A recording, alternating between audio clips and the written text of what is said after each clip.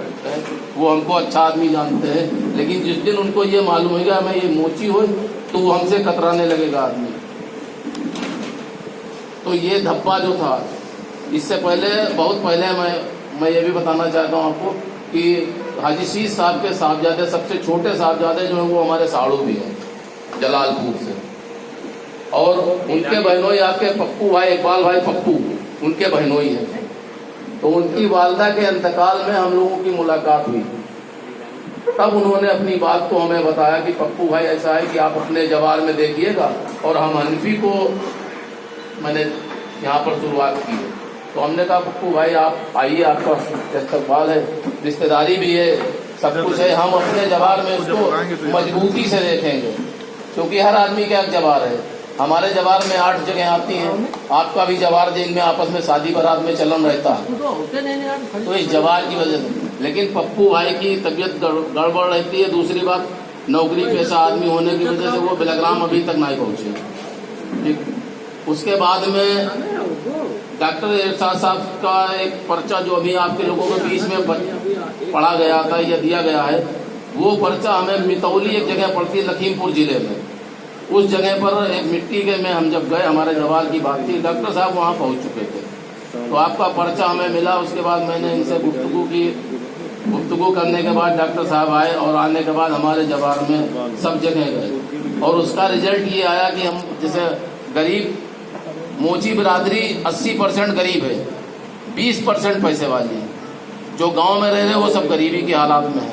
और हम लोग गांव के ही रहने वाले समझे आप। तो वहाँ ना तो बर्तन हम लोगों के थे, कढ़ाव में सालन पकता था शादी बारात के टाइम पर, ना हम लोगों के पास कोई इंतजाम थे। जब ये गफ्फारी बिरादरी का गठन हुआ, वहाँ पर कमेटी बनी,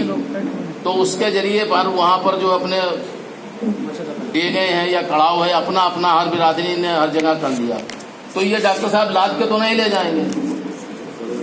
जो बनेगा वो आपके लिए बनेगा। ये अपना वक्त, या हम आप सब लोग अपना वक्त हमें दे रहे हैं, या हम अपना वक्त कीमती आपको दे रहे हैं, तो ये बिरादरी का मोहब्बत की वजह से तो दे रहे हैं। और गफ्फारी बिरादरी जो है एक ये मिशन है, और उसी मिशन में ये जुनून हम लोगों को हो गया है धीरे धीरे सोच समझ के कि महाराष्ट्र भी हम गए,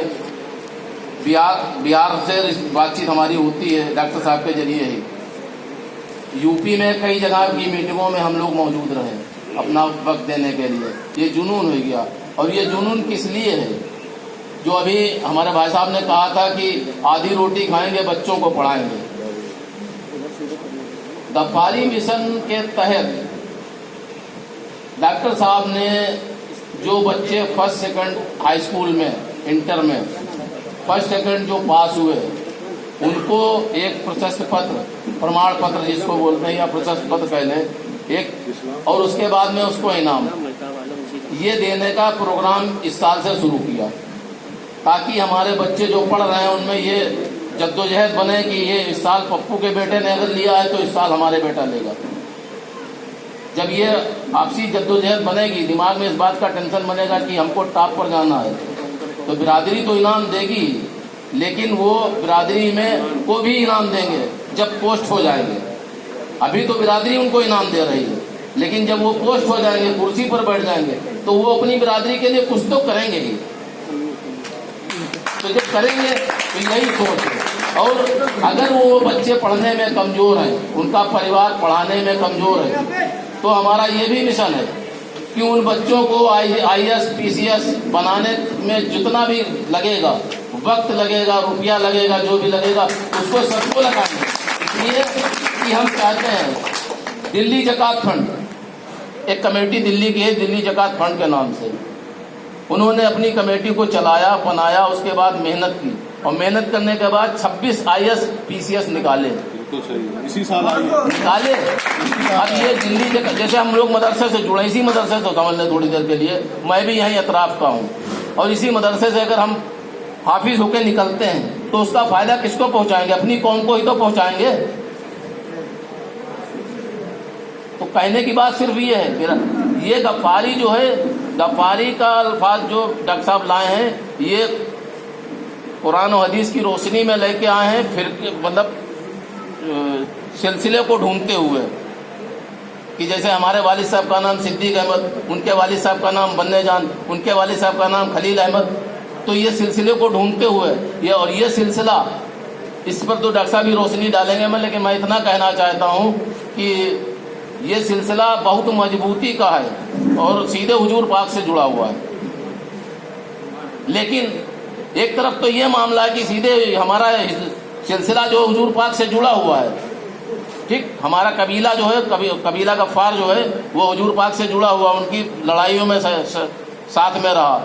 तमाम दीन की खिदमत की। लेकिन ये जो मूची का अल्फाज हमारे साथ जुड़ा हुआ है, इससे हम बहुत दूर हो गए। लोग हमको गिरा हुआ समझने लगे। एक तरफ तो हम हुजूर साहब के साथ जुड़े हुए हैं, मतलब कबीले के जरिए, लेकिन दूसरी तरफ ये है, एक बात तो ये है, दूसरी बात ये है